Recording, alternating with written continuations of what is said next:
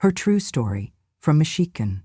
They charged me rent to stay in the home I built, so I called the sheriff and changed the locks. They laughed when I packed, but they cried when they saw who owned the deed. Mom, you're lucky we're only asking $600 a month.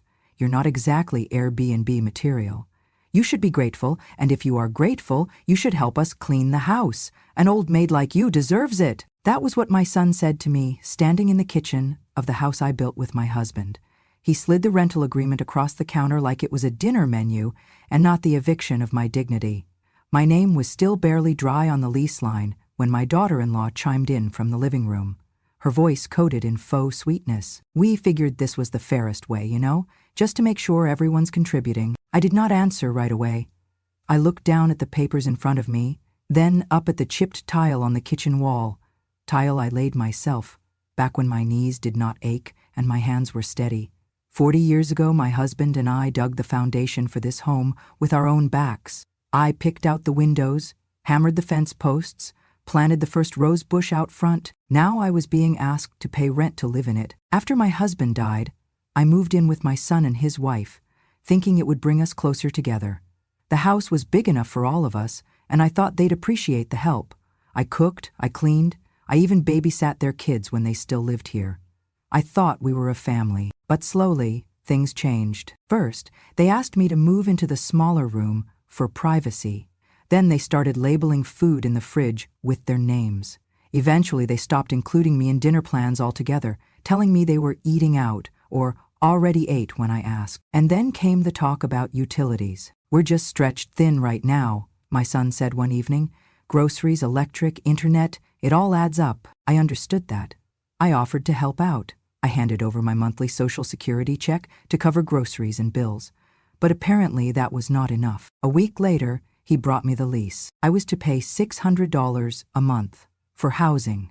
No discussion, no warning, just a statement of fact, like they were doing me a favor. I did not argue. I did not plead. I did not ask why my own child had reduced me to a line item in their budget. I just stared at the paper, my hands resting on the kitchen counter that still had the burn mark from when I scorched the Thanksgiving gravy pot 2 decades ago. I asked one question. Is this your idea?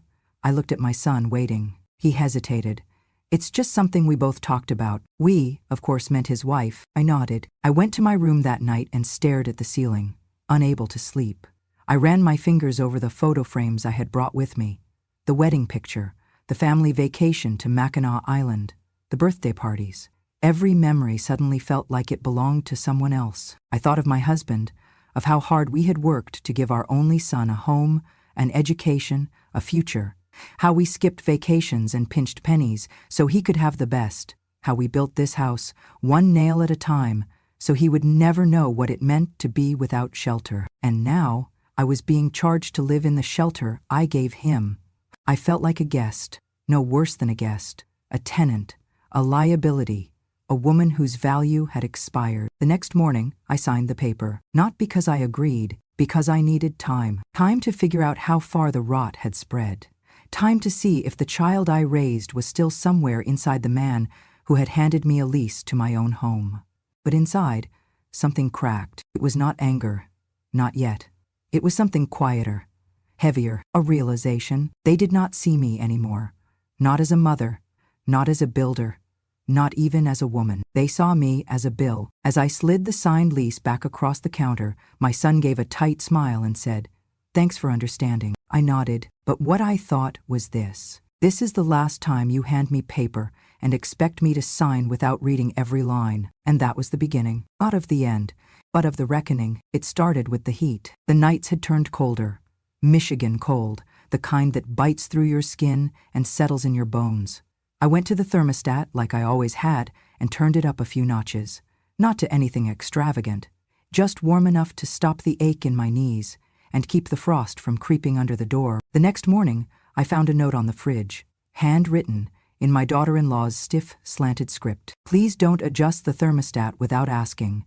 Electricity isn't free." I stood there for a moment, holding my cup of tea, rereading the note 3 times to be sure I understood. That evening, I waited until my son got home from work and asked him, gently, quietly, why I needed permission to heat the house I had helped build, the house where he had taken his first steps, the house where I had rocked him to sleep through fevers and nightmares and broken hearts. Before he could answer, she cut in. Just because she gave birth to you doesn't mean she gets a free pass for life. The words hit like a slap. I turned to her, expecting some trace of regret on her face, some flicker of realization at how cruel that sounded. But there was nothing. No shame, no hesitation, only calculation. She went on. We're the ones paying the bills now. If she's not contributing more, then she can't just use whatever she wants. I wanted to scream that I had already handed them every cent I had coming in each month, that I cooked their meals, cleaned their floors, folded their laundry, that I asked for nothing except dignity. But I said nothing, because I knew now this was not about money. It was about power. They wanted to make it clear. This was not my home anymore. I was not the head of this household. I was not even a guest.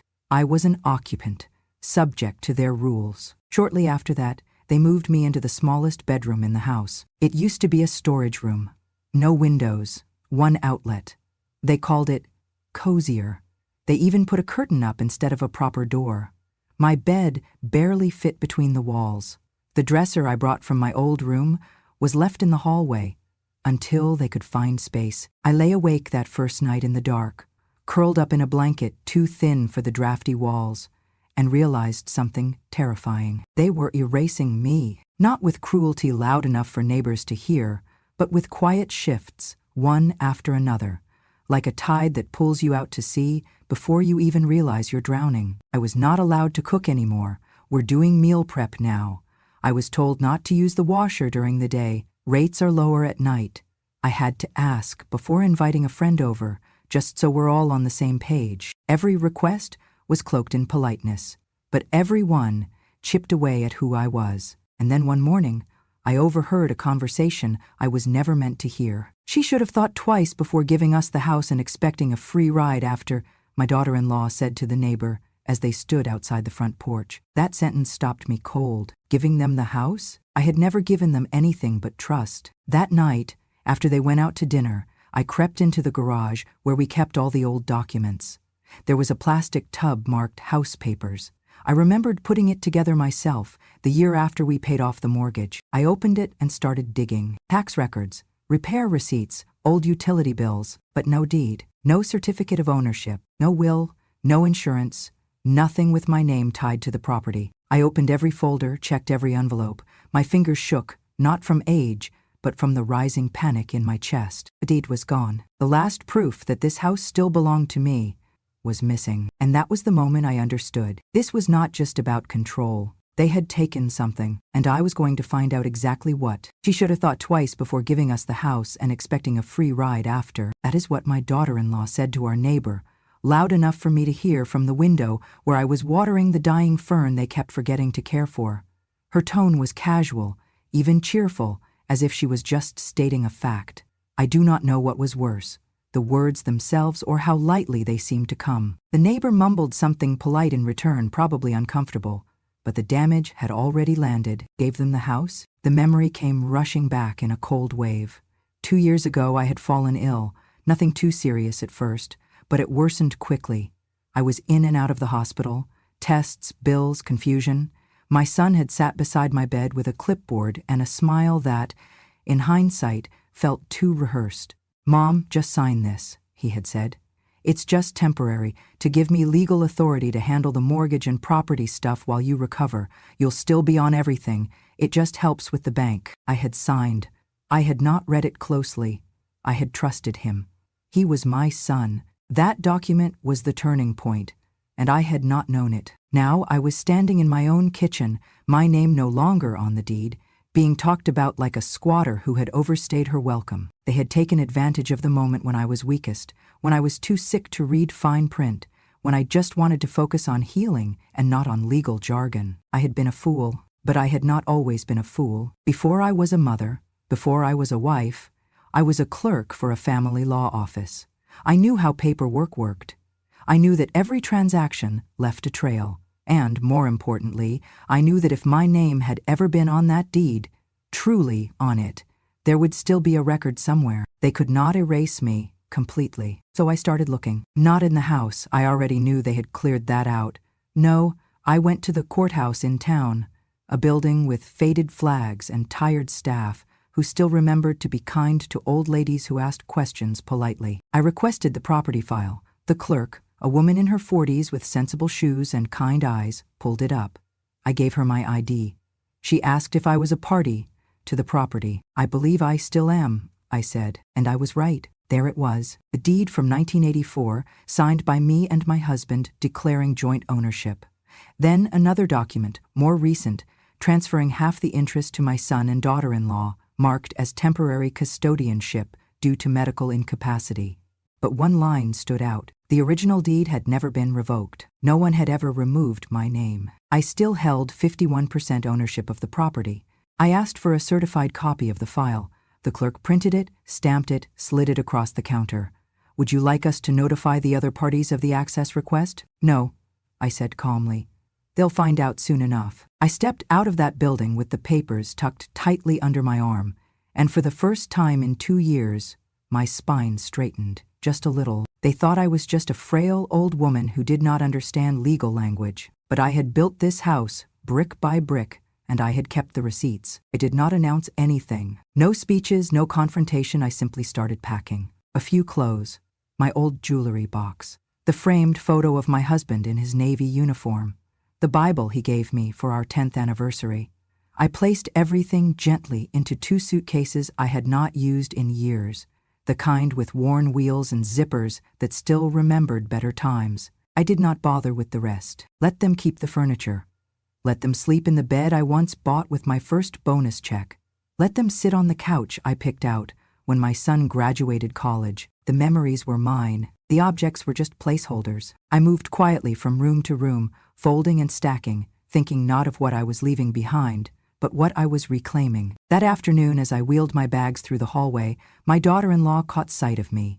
She leaned against the doorframe, arms crossed, a crooked smirk on her face. "Well," she said, voice sweet with venom. "Looks like she finally got the hint.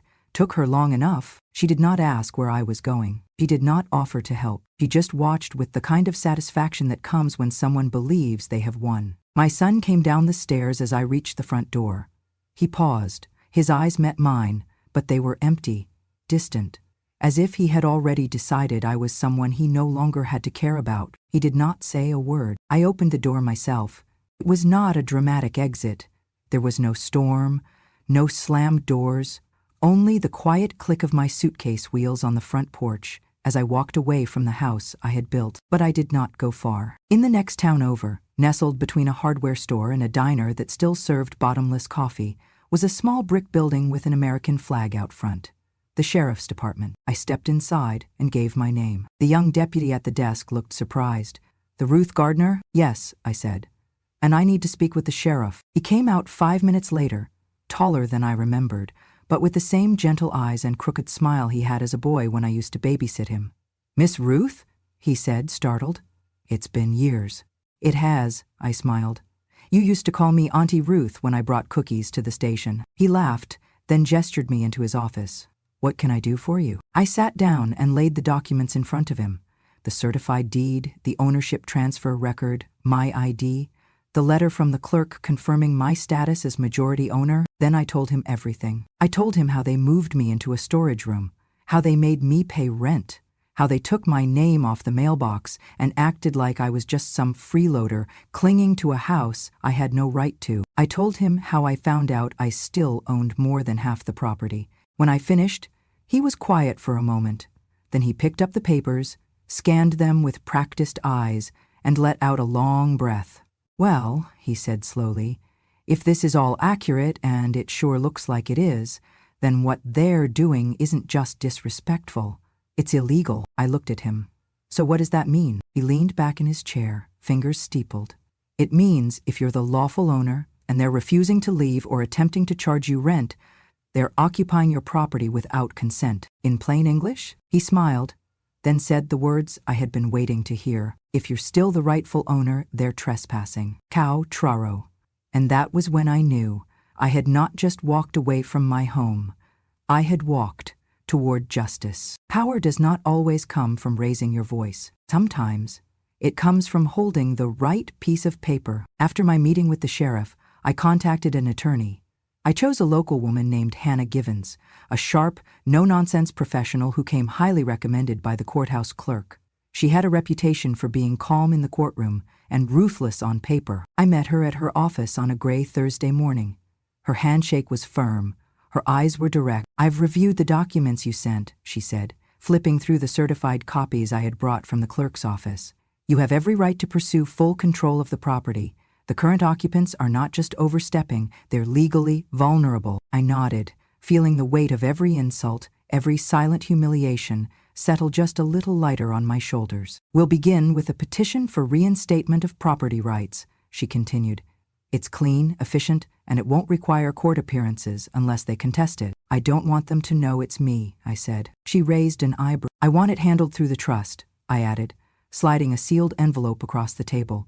"It's an old trust my husband and I set up years ago for property taxes and future estate planning. The name on it is neutral. They won't recognize it." Hannah smiled.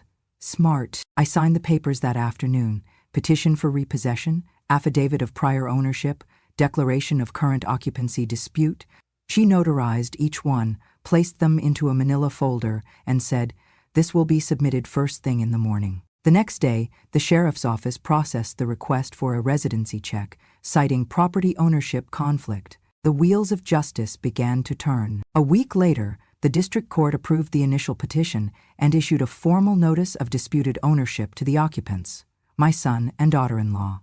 The document stated that unless they could provide evidence disproving my retained interest, they were required to vacate the premises or face formal eviction proceedings. They still had no idea who was behind it. To them, it must have looked like some kind of clerical error or legal technicality. But I knew better. This was not revenge. This was restoration. I watched the process from Hannah's office, tracking each filing, each stamped envelope, each confirmation of receipt. My hands did not shake, not once. When she handed me the final form to sign, the formal complaint for unlawful occupancy, I picked up the pen, placed the tip on the line, and wrote my name. Not as a mother, not as a victim, but as the legal, rightful owner of the home I built with my own hands. I did not cry. I did not smile. I just signed, because justice does not always shout. Sometimes it signs, and it does not flinch. It was a quiet morning in early spring, the kind where the wind still carried a bite, but the sun was starting to return.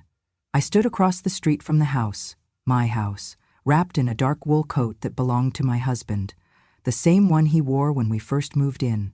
It still smelled faintly of cedar and memory. The sheriff's cruiser pulled into the driveway just before 9 a.m., followed by my attorney's car. The engine barely shut off before they were at the front door, official papers in hand. I watched from the sidewalk, still, silent, and unseen. The knock was loud, measured, official. My son answered in sweatpants, confusion already on his face. "What's this about?" he asked, blinking in the sunlight. The sheriff unfolded the document. "This is a legal notice of property repossession.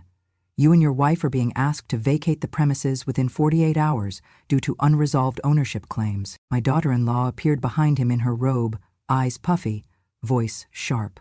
"Excuse me, what the hell is this? This has to be a mistake." "It's no mistake, ma'am," the sheriff said, calm but firm. "You've been notified. You had 14 days to respond. You didn't. This is the enforcement phase." "Who filed this?" she snapped, her voice rising. "We own this house. Who the hell is doing this to us?" I took my cue. I stepped off the curb. The sound of my heels on the pavement was the only sound in the world for a moment. My coat moved with the wind. My hands were steady, my breath was even. They saw me the moment I reached the edge of the driveway. My son blinked like he could not believe his eyes. My daughter-in-law's mouth fell open, mid-rant, but no words followed. I said nothing at first. I reached into my purse and pulled out a folder. From it I drew one paper, just one, the original deed. My name. My husband's name. My portion, 51%. I held it up without trembling, then I looked at them, directly, for the first time in months. "The woman you charged rent," I said softly, "is the legal majority owner of this land." They were frozen. "No one took it from me," I continued. "No one tricked me. You tried, but you failed." You can't do this," my son whispered, his voice breaking. "I already did. I replied. No anger, no shouting, just truth. The sheriff nodded beside me, then handed them the second page, the final order. You have until Friday to remove your belongings. I turned and walked back across the street without looking back. I did not need to see their faces again, because this moment, this silence, was louder than anything they could ever say. It was a quiet morning in early spring, the kind where the wind still carried a bite, but the sun was starting to return. I stood across the street from the house, my house, wrapped in a dark wool coat that belonged to my husband, the same one he wore when we first moved in. It still smelled faintly of cedar and memory. The familiar scent clung to me like the echo of an old song, one we used to hum while painting the porch together. The sheriff's cruiser pulled into the driveway just before 9 a.m., followed by my attorney's car. The tires cracked gently against the gravel, as if even they knew this land deserved respect. The engine barely shut off before they were at the front door, official papers in hand. I watched from the sidewalk, still, silent, and unseen, like the ghosts they had tried to make me into. The knock was loud, measured, official. It wasn't just a knock. It was a sentence. My son answered in sweatpants, confusion already on his face. His hair stuck up on one side and he rubbed his eyes like a child too slow to realize the rules had changed. What's this about? He asked, blinking in the sunlight. The sheriff unfolded the document. This is a legal notice of property repossession. You and your wife are being asked to vacate the premises within 48 hours due to unresolved ownership claims. My daughter-in-law appeared behind him in her robe, eyes puffy, voice sharp. Excuse me? What the hell is this? This has to be a mistake. It's no mistake, ma'am, the sheriff said, calm but firm. You've been notified. You had 14 days to respond. You didn't. This is the enforcement phase. Who filed this? She snapped, her voice rising. We own this house. Who the hell is doing this to us? I took my cue. I stepped off the curb. The sound of my heels on the pavement was the only sound in the world for a moment.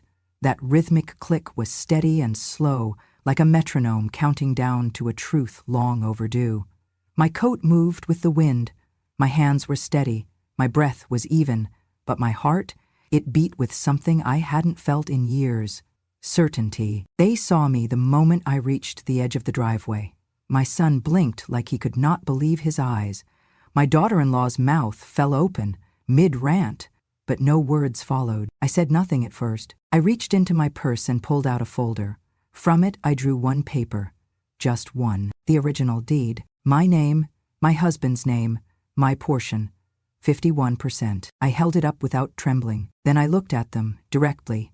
For the first time in months, the woman you charged rent, I said softly, is the legal majority owner of this land. They were frozen. No one took it from me, I continued.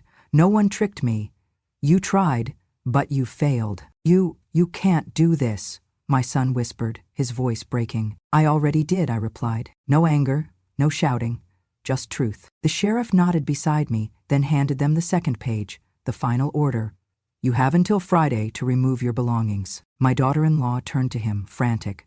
This is insane. We've lived here for years. Our name is on the mailbox. Mailboxes don't hold title, my lawyer said, stepping forward. Deeds do. And this one says she's still the legal majority owner. You had the chance to contest it. You chose not to. My son looked like he wanted to collapse, to melt into the porch we had once sanded together on a Saturday when he was 7. But I gave him nothing. Not a hand, not a word. I turned and walked back across the street without looking back. Behind me, the sheriff spoke again. We can offer assistance if needed with the move, but the clock starts now. I stepped onto the sidewalk. The early spring wind pushed against my coat. I inhaled, and I could smell the lilac bush that once stood outside the kitchen window. It wasn't blooming yet, but I would bring it back. They tried to erase me, but I had roots here, deep ones, roots you cannot pull from the ground without breaking something sacred. As I got into my car, I glanced once in the rearview mirror. My daughter-in-law was sobbing on the porch.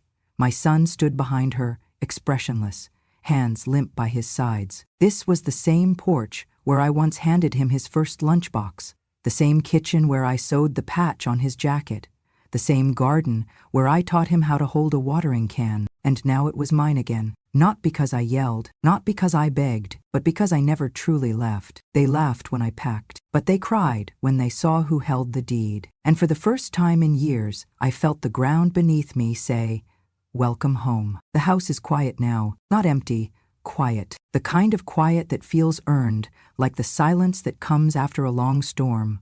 A silence you do not fear, but welcome. A silence you tend to, like a final cup of tea at the end of a hard day. I wake up each morning to the light that filters through the same east-facing window my husband installed with bare hands. He measured it 3 times, cut the frame himself. I remember the sawdust in his hair, the proud smile when he finished it. That light still hits the same spot on the bedroom floor, casting warmth on the quilt I sewed when I was pregnant with our first. The garden is starting to bloom again. I planted marigolds first, his favorite. Bright gold, strong stems, resilient. They remind me of him. The roses will come in July, and with them the hummingbirds. I placed a feeder by the porch, just like we used to do. It took them 3 days to return, as if they had waited for me. The kitchen has its rhythm again. I keep the tea kettle polished, the counter clean, and the photo of him, smiling in the backyard, paint on his shirt, framed by the windowsill. It watches over me while I cook. Sometimes I speak to it, not always with words, but with glances, with pauses, with the way I rinse the tomatoes before slicing them. He loved the smell of fresh herbs. I do not invite people over. I do not need to. I do not brag to the neighbors. They do not know what happened, and I have no need to tell them. Not because I am hiding, but because what I did was not for spectacle. It was for me.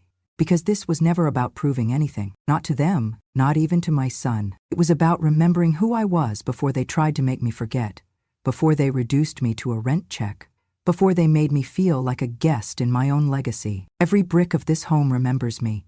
Every floorboard knows my footsteps.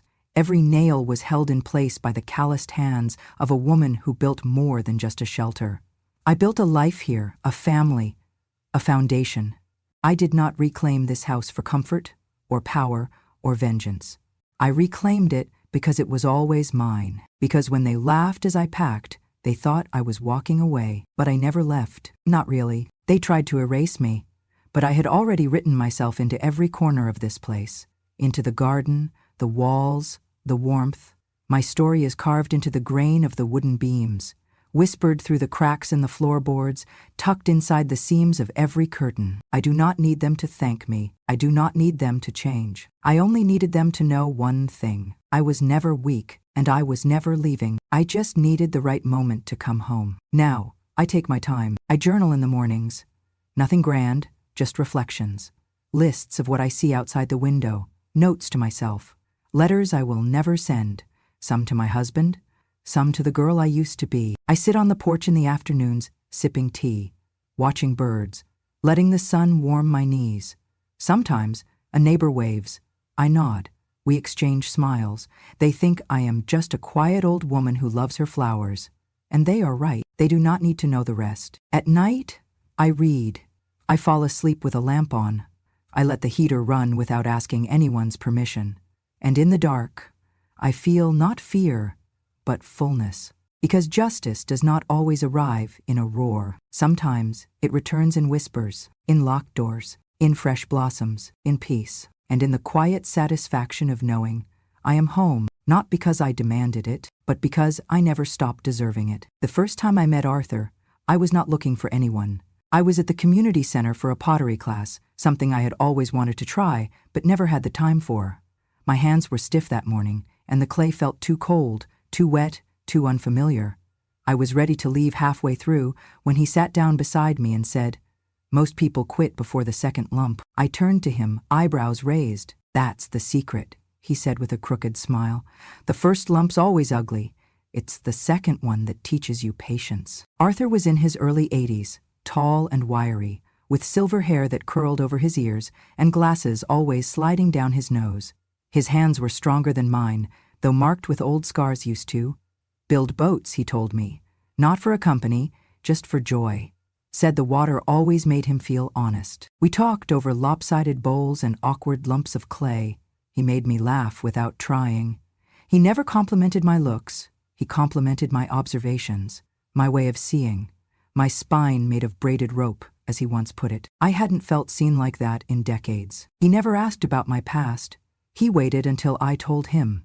And when I did, about the house, the rent, the papers, the sheriff, the silence, he didn't flinch, just nodded, his hands resting calmly on his apron. "They underestimated you," he said, "and you still chose quiet over cruelty.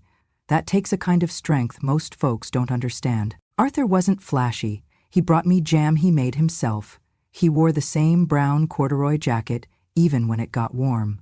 He liked crossword puzzles in pen and soup without salt.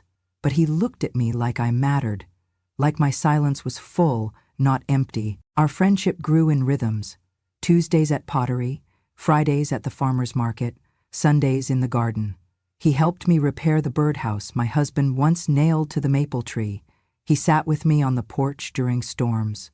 He listened to the same stories more than once and never interrupted. One evening, as the sun sank low and the sky turned the color of ripe peaches, he reached for my hand. No big speech, no fanfare, just warmth, and something in me, something buried under years of being overlooked, opened. We didn't talk about marriage. We didn't need to. We talked about tomatoes and novels, Bach and blueberry pie. He showed me how to use a chisel. I showed him how to preserve herbs in oil. We built a bench together for the garden, carving our initials underneath like teenagers with secrets. He kissed my forehead every time he left, called me darlin' without making it sound like pity. He never asked to move in, but he brought over his favorite mug, and it stayed on my shelf like it belonged. Some evenings we danced slowly in the living room, no music, just the ticking of the old wall clock and the soft sound of two people choosing peace. My neighbors began to notice. One of them asked if he was my boyfriend.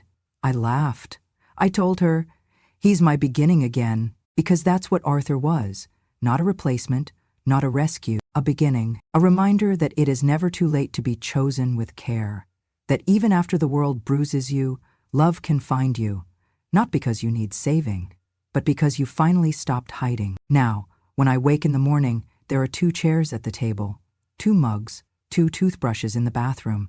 We keep separate beds, but fall asleep in the same room, reading quietly until one of us forgets the page. He calls me his wildflower, and I call him mine. So no, the story didn't end with the locks changing and the deed returned. It grew, it softened, he bloomed again, because sometimes justice is followed by joy, and sometimes, when the world thinks you're finished, you meet someone who sees you, not as broken or bitter, but as a woman still blooming, a woman still brave enough to love. Thank you for staying with me until the very last word. If this story stirred something in your heart, whether it was anger, recognition, or a quiet sense of justice, then you understand what many choose to ignore, that strength does not always raise its voice. Sometimes it signs a deed. Sometimes it closes a door without slamming it, and sometimes it sits quietly on a porch it reclaimed, sipping tea in the morning light, knowing it needs no applause. This was never just a story about a house. It was about dignity, about memory, about roots and rights and the soft power of endurance, about not asking for power, but reclaiming what was never truly lost. It was about standing up, not with fists, but with facts, with paper, with patience, and with pride. It was about every woman who has ever been told she was a burden, every grandmother made to feel like she was lucky to be allowed to stay, every matriarch asked to shrink herself in the very place she once built from nothing. If you saw yourself in my story, or saw someone you love, know this: you are not invisible, you are not small, you are not forgotten. You are the reason I tell these stories, because someone has to remember, someone has to speak, and someone has to remind the world that there is no expiration date on justice. If you believe the quietest women often carry the loudest truths, then I invite you to subscribe to Grandma True Stories. This isn't a channel about pity. It's a place for clarity, for closure, for courage. Here, we tell the stories no one else will. The ones whispered behind closed doors, the ones dismissed at family dinners, the ones that echo through the decades, waiting for someone to finally listen. We don't chase revenge. We don't scream. We remember. We reveal. We remind. And when a grandma speaks, the world listens. So if you want more stories like this, stories of resilience, of quiet justice, of real women with real voices, then click subscribe. Join a growing family that believes in truth without theatrics, in justice without judgment, and in strength that doesn't need permission to stand tall. Subscribe now to Grandma True Stories, because some stories need to be heard, and some truths once spoken can never be silenced again.